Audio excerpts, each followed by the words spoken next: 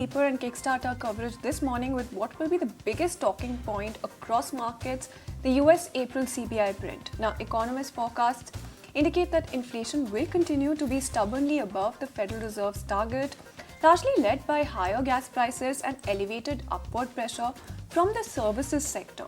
Now, consensus forecasts for April see monthly core CPI gains slowing to a 0.3% pace from a 0.4% pace in March, dragging the annual rate down to 3.6% from 3.8%. Now, when you look at the headline rate, that is expected to slip back to 3.4% from 3.5%. Meanwhile, New York Federal Reserve, in its latest inflation survey report, says that respondents project inflation a year from now at 3.3% from March's 3%. And while inflation 3 years from now is seen moderating to an expected 2.8% rise from the prior month's 2.9% rise as well. Alright, well, lots of numbers to look out for, especially when it comes to that inflation print. But let's shift focus to important commentary coming in from the US Treasury Secretary Janet Yellen, who has indicated that the US could see a significant response from China following potential US tariff actions, adding that it has been made clear to China that they could reconfigure tariffs imposed under Trump to be more strategic, but that any changes would be narrowly targeted. She declined to give any details of expected changes in tariffs on China, but said that the Biden administration would ensure Chinese officials were informed ahead of any US action. The tariffs reportedly will also target semiconductors, solar equipment, as well as medical supplies. But even as she said that, the overarching message was that the US is not looking to disengage economically with China. However, any changes in tariffs will be targeted and broad-based.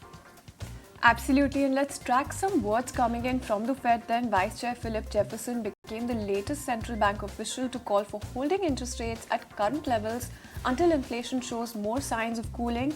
He also added that they continue to look for additional evidence that inflation is going to return to the 2% target. Jefferson also said that he changed his view after hotter inflation data in the first quarter.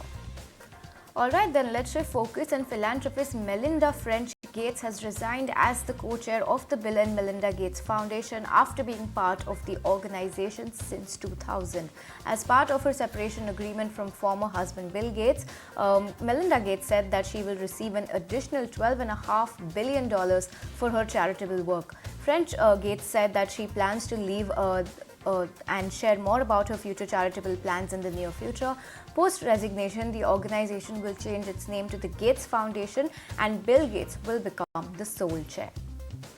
And a jaw-dropping rally on shares of video game retailer GameStop of almost 75% caused losses approaching the $1 billion mark for short sellers.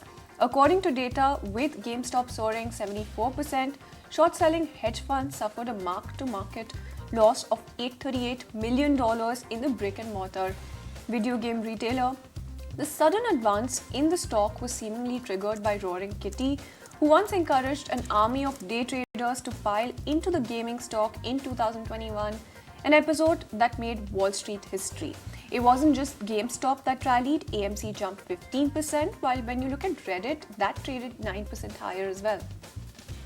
Well, let's shift focus and talk about OpenAI, because OpenAI has launched a new AI model and desktop version of ChatGPT, which is GPT-4, along with an updated user interface to expand the use of its chatbot.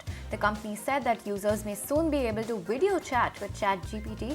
Additionally, Amazon-backed Anthropic also announced that it will launch its generative AI assistant Claude in Europe on Tuesday. The software will be available to users through web and an iPhone app.